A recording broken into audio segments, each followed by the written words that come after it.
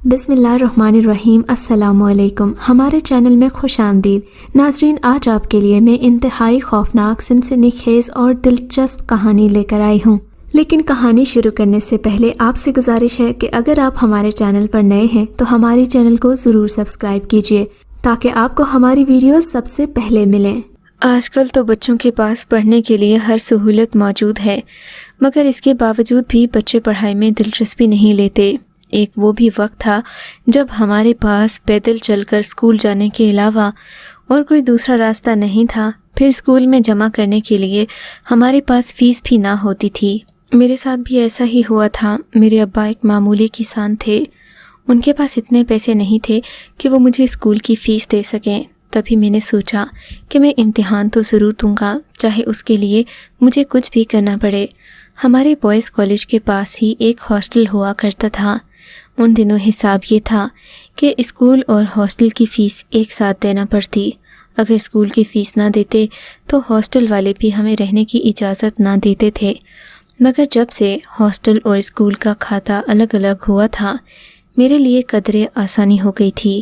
میں کبھی ایک دوست کے ساتھ رہتا تو کبھی دوسرے دوست کے ساتھ رہتا، کبھی فٹ پاتھ پر سو جاتا تو کبھی ہاسٹل میں ہی دیوار کے ساتھ لگ کر اپنی کتابیں پڑھنے کا بہانہ بناتا۔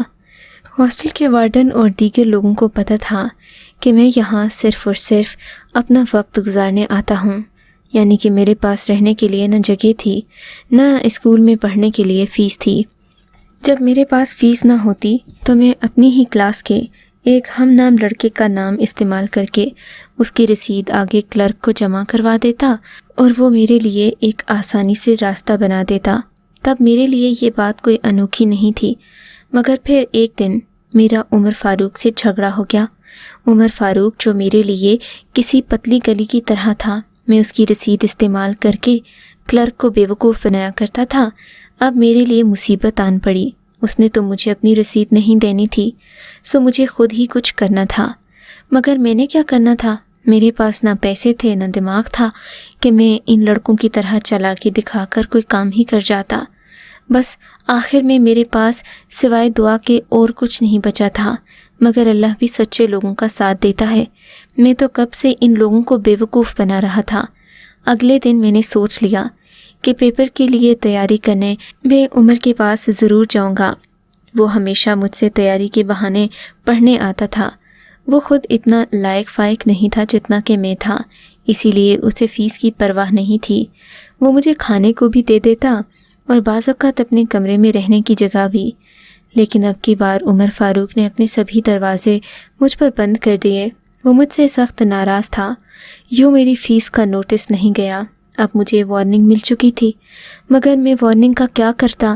جب میرے پاس پیسے تھے نہیں تو میں دیتا کہاں سے؟ 3 مہینے گزر گئے، آخری امتحانات بھی ہو گئے، اب فائنل پرچوں کا وقت آ گیا تھا۔ مجھے اسکول والوں نے جب کہا تھا کہ آپ نے فیس جمع کروانی ہے، تب میں نے انہیں کہا تھا کہ آپ مجھے 2-3 مہینوں کا وقت دے دیں۔ اب 2 کیا 5 مہینے گزر چکے تھے۔ خیر خدا کا شکر تو یہ تھا کہ ہماری فیس یعنی کہ ہمارا داخلہ جا چکا تھا۔ بورڈ میں مجھے امتحان دینے سے کوئی روک نہیں سکتا تھا، لیکن مسئلہ یہ تھا کہ جب تک میں نے اپنے واجبات یعنی کہ بقیہ فیس ادا نہیں کی تھی، اسکول والے مجھے داخلہ نہیں دیتے، نہ ہی مجھے امتحان میں بیٹھنے کی اجازت ملتی۔ آخرکار پتہ چلا کہ اسکول والے مجھے رول نمبر سلپ نہیں دیں گے۔ رول نمبر سلپ کے بغیر کمرہ امتحان میں بیٹھنا ممکن نہیں ہوتا۔ میں نے بہت ڈرنے کے بعد یہ فیصلہ کیا کہ اگر ابھی مجھے اپنی رول نمبر سلپ نہیں ملی تو میں زندگی میں کبھی کامیاب نہیں ہو پاؤں گا۔ اسکول کے جس آفس میں رول نمبر سلپ ہوتی تھی مجھے اس کا پتہ تھا، لیکن وہاں پر جانا کوئی عام بات نہیں تھی، اور دن کے وقت تو ایسا کرنا ایک ناممکن سی بات تھی۔ تب میرے ذہن میں ایک خطرناک سا خیال آیا، کیوں نہ آج کے دن میں ہاسٹل میں ہی رک جاؤں۔ رات کے وقت جب اسکول میں کوئی بھی نہیں ہوتا، اسکول کی دیوار پھلانگ کر اندر چلا جاؤں اور پھر وہاں سے رول نمبر سلپ نکال کر لے آؤں۔ یہ بات اور یہ خیال تھا تو بڑا ہی زبردست، لیکن میرا ساتھ دینے والا کوئی نہیں تھا۔ لوگ ساتھ وہاں دیتے ہیں جہاں ان کا بھی فائدہ ہوتا ہے، یہاں تو صرف میری فیس کا مسئلہ تھا۔ کوئی میرے ساتھ اپنی بھی جان جوخم میں کیوں ڈالتا؟ خیر میں نے کسی سے مدد مانگنے کی بجائے اپنی مدد آپ کرنے کا فیصلہ کیا۔ اب میرے ہاتھ میں ایک طرف تو اپنا مستقبل تھا، دوسری طرف اپنی عزت اور اپنا مان تھا۔ خیر اگر میں اسکول میں پیپر نہ دیتا تب بھی میری کوئی عزت نہیں رہنا تھی۔ میں رات ہونے کا انتظار کرنے لگا۔ اسکول میں رول نمبر سلپس آ چکی تھیں۔ میرے زیادہ تر دوستوں کو رول نمبر مل گیا تھا، صرف میں ہی رہ گیا تھا۔ مجھے پرنسپل صاحب نے بھجوا دیا تھا کہ جب تک تم فیس نہیں دو گے تمہیں رول نمبر سلپ نہیں ملے گی۔ آج سوچتا ہوں کہ وہ کتنا شفاق شخص تھا جو چند 100 روپے کی خاطر ایک بچے کا مستقبل برباد کرنے پر تلا ہوا تھا۔ خیر میں رات ہونے کا انتظار کرنے لگا۔ یہ ستمبر کا مہینہ تھا۔ ہمارے پورے اسکول میں اور ہاسٹل میں رات کے وقت چاندنی پھیل جاتی تھی۔ میں ہاسٹل میں زیادہ عرصہ نہیں رکا تھا، 1-2 بار ہی اپنے ایک دوست کے ساتھ ہاسٹل میں رات گزارنے پر باہر آنے کا اتفاق ہوا تھا، ورنہ لڑکے اندر کمروں میں ہوتے انہیں باہر آنے کی اجازت نہیں ہوتی تھی۔ خیر آج تو میں ہاسٹل کے کسی کمرے میں نہیں بلکہ لان میں رکا تھا، کیونکہ اسکول کے باہر رکنا بھی خطرے سے خالی نہیں تھا۔ اتنی دیر میں اگر وہاں کھڑا ہو کر انتظار کرتا تو کوئی نہ کوئی مجھے پکڑ لیتا اور پھر سب یہی کہتے کہ تم کسی غلط نیت سے کھڑے ہو، یا تو کسی لڑکی کے لیے یا کسی چوری کے لیے۔ ایسے میں دھر لیا جاتا۔ شام ہوتے ہی جب اندھیرا پھیلا میں چپکے سے ہاسٹل کے دروازے سے اندر داخل ہو گیا۔ ہاسٹل میں پہنچتے ہی میں ایک درخت کے پیچھے چھپ گیا تاکہ جب سب لڑکے اندر چلے جائیں وارڈن کو یقین ہو جائے کہ سب سو گئے ہیں تو وہ بھی لاپرواہ ہو جائے گا۔ ظاہر ہے پوری رات دروازے کے پاس تو کوئی کھڑا نہیں رہتا۔ پھر بوائز ہاسٹل میں زیادہ چوکیدار بھی نہیں ہوتے، لڑکوں کو بھلا کس چیز کا ڈر؟ چوکیدار تو تھا نہیں۔ میں نے وارڈن کے جانے کا انتظار کیا۔ رات کے تقریباً 12 بج گئے تھے۔ میں بس خاموش ہونے کا انتظار کر رہا تھا کہ کب سب لوگ نیند کی گہری وادی میں اتر جائیں اور میں اپنے کام کے لیے نکلوں۔ میں نے وہیں بیٹھے بیٹھے اللہ سے دعا کی کہ میں اپنے علم کی خاطر کوشش کر رہا ہوں۔ میرا مقصد چوری کرنا نہیں بلکہ اپنی علم کی راہ میں حامل رکاوٹوں کو دور کرنا ہے۔ اللہ کا نام لیا اور تقریباً 12 بجے ہاسٹل کی دیوار پھلانگ کر خاموشی سے قدم ٹاپتا اس سڑک کو پار کر کے اسکول کی دیوار تک آ کر کھڑا ہو گیا جہاں سے میں نے اندر کودنا تھا۔ وہیں کھڑے کھڑے مجھے اپنے دوست مہربان کی ایک بات یاد آئی جو اس نے مجھے کچھ دن پہلے ہی بتائی تھی۔ مہربان نے بتایا تھا کہ ہمارے اسکول کی جس روڈ سے زیادہ لڑکے نہیں گزرتے، جو کلرک کے آفس کی طرف جاتی ہے، وہاں پر ایک خوفناک عورت رہتی ہے۔ اس عورت کو ہاسٹل کے کئی لڑکے دیکھ چکے ہیں کیونکہ وہ ہاسٹل کی سب سے اوپر والی منزل سے صاف نظر آتی ہے۔ جو لڑکے اوپر چھت پر جاتے ہیں وہ اس بات سے واقف ہیں کہ اس سڑک پر زیادہ تر ایک عورت گھومتی پھرتی رہتی ہے۔ اس کے کپڑے خوفناک ہوتے ہیں، بال کاندھوں پر بکھرے ہوئے اور پھر آنکھیں ایسی لال سرخ کہ دور سے جیسے کسی ٹریفک کی لائٹ کی طرح نظر آتی ہیں۔ مہربان کا یہ خوفناک خاکہ سوچتے ہی میرے رونگٹے کھڑے ہو گئے۔ میں اسکول کی دیوار ٹاپنے تو جا رہا تھا مگر میں نے یہ نہیں سوچا تھا کہ میرے ساتھ آگے کیا ہوگا۔ ایک طرف میری رول نمبر سلپ تھی اور ایک طرف ایک ایسا خوف تھا جس کی بنیاد صرف ایک سنی سنائی کہانی تھی۔ میں نے عقل مند ہونے کا فیصلہ کیا اور دیوار ٹاپنے کے بعد کھڑا ہو کر سوچنے لگا کہ کلرک آفس تک پہنچنے پر میں اندھیرے میں اپنی رول نمبر سلپ کیسے نکالوں گا، اور پھر اگر کلرک آفس کو تالا لگا ہوا میں پھر کیا کروں گا۔ یہ سب تو میں نے سوچا ہی نہیں تھا کیونکہ اسکول میں کبھی میں شام کے وقت رکا نہیں تھا۔ مجھے نہیں پتہ تھا کہ کلرک آفس کو تالا لگتا ہے یا نہیں۔ جب اسکول کو تالا لگا ہوتا ہے پھر کلرک آفس کو تالا لگانے کی کیا ضرورت ہے؟ میں نے دل میں سوچا اور آہستہ آہستہ قدم اڑاتا آگے بڑھنے لگا۔ اسکول میں مکمل خاموشی اور اندھیرا چھایا ہوا تھا۔ ہمارے اسکول کے آگے ایک بڑا گراؤنڈ تھا جبکہ اسکول کے 2 حصے تھے۔ درمیان سے ایک کشادہ روڈ گزرتا تھا، یہاں پر اکثر لڑکے کھیلتے تھے، جبکہ اسکول کے آخر میں ایک آفس تھا جس میں زیادہ تر دفتری امور کے لوگ بیٹھتے تھے اور ان کے ساتھ ہی پرنسپل کا آفس بھی تھا، یعنی اس سڑک سے گزرنے کے بعد وہ پرنسپل کا آفس تھا۔ باقی 2 حصوں میں بٹے کلاس روم تھے جن کے درمیان سے گزرتا میں اس سڑک پر چلتا کلرک کے دفتر کی طرف بڑھ رہا تھا کہ اچانک میں نے خاموش فضا میں ایک گونج سنی۔ یہ گونج کسی اور کی نہیں بلکہ کتے کے بھونکنے کی تھی۔ سفید چاندنی میں مجھے اپنا سایہ سڑک پر صاف نظر آ رہا تھا، جبکہ میرے سامنے کھڑا کتا مجھ پر مسلسل بھونک رہا تھا۔ میں کتے کو دیکھ کر حیران ہی رہ گیا۔ آج تک تو یہ میرا دوست تھا، اس نے ہمیشہ میرا ساتھ دیا تھا۔ دن کے وقت میں اسے روٹی کھلاتا تھا۔ میں نے سنا تھا کہ کتے آپ کی خوشبو بھی پہچان جاتے ہیں، پھر یہ مجھے دیکھ کر بھونک کیوں رہا ہے؟ خدا نخواستہ بھی چوکیدار اٹھ کر آ گیا تو کیا ہوگا؟ میرا دل یہ سوچتے ہی کانپنے لگا۔ اب میں اور کوئی آگے جانے کی صورت نہیں نکال پا رہا تھا، کیونکہ سامنے کھائی اور پیچھے کنویں والی بات تھی۔ آگے جاتا تو کتا مسلسل بھونکتا، اور کتا مجھے نہیں بلکہ میرے پیچھے دیکھ کر بھونک رہا تھا۔ میں حیران ہی رہ گیا کہ آخر کتے کو میرے پیچھے کیا نظر آ رہا ہے جو وہ یوں بھونکے جا رہا ہے۔ تب میں نے اچانک پیچھے مڑ کر دیکھا، تب میری روح فنا ہوتے ہوتے بچی۔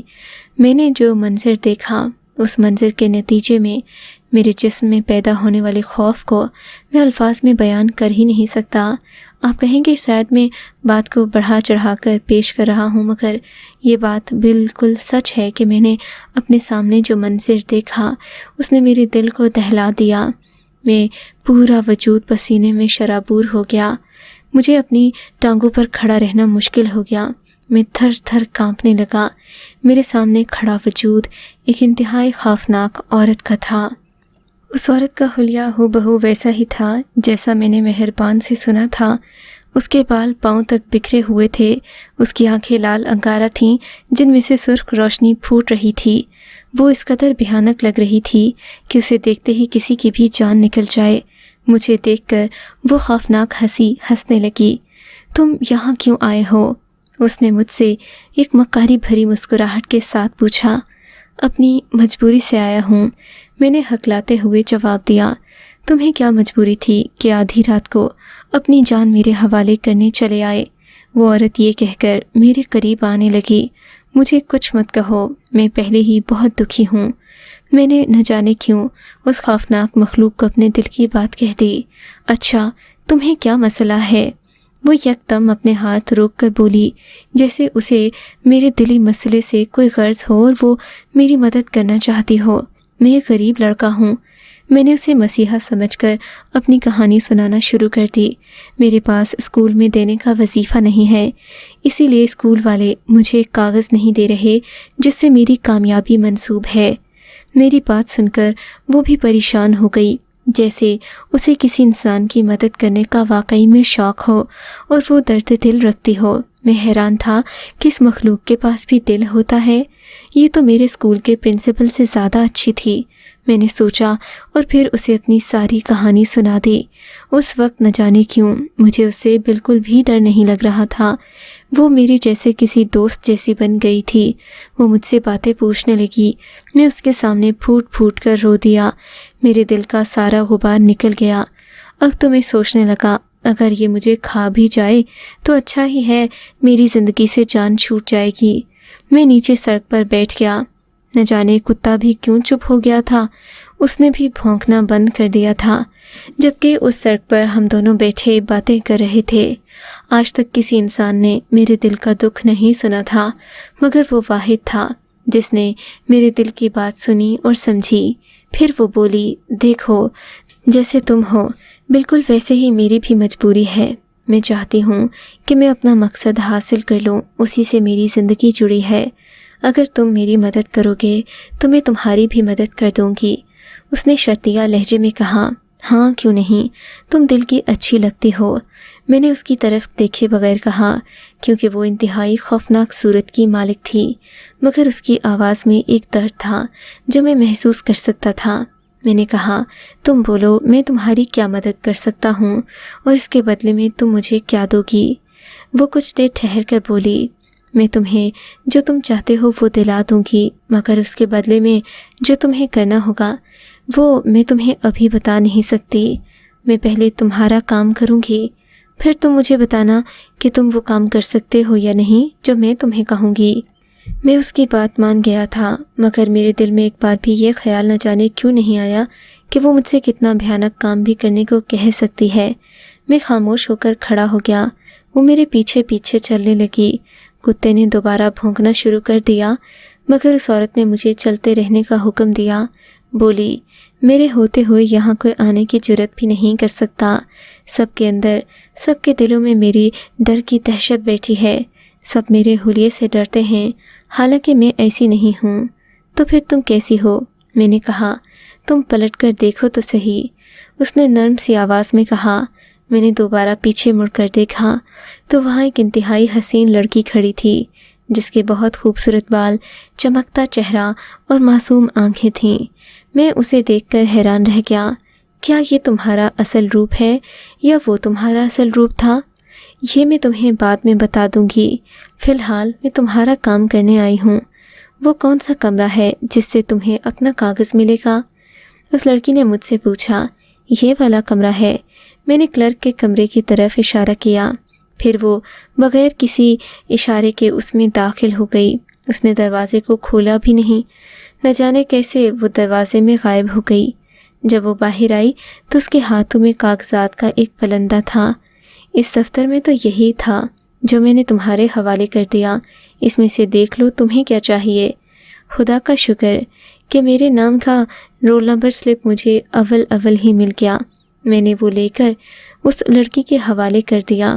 لڑکی نے وہ واپس اسی طرح کلرک کے آفس میں رکھا اور پھر میرے ساتھ روڈ سے چلتی ہوئی اسکول کے وسط میں آ گئی۔ اب میں نے اس سے پوچھا کہ تم مجھ سے کیا چاہتی ہو؟ میری بات پر وہ ایک بار پھر کھلکھلا کر ہنس پڑی۔ تمہاری ساتھ میری بھی کافی مجبوریاں ہیں۔ تم میرا یہ روپ دیکھ رہے ہو نا، اس کی مدت دراصل کم رہ گئی ہے۔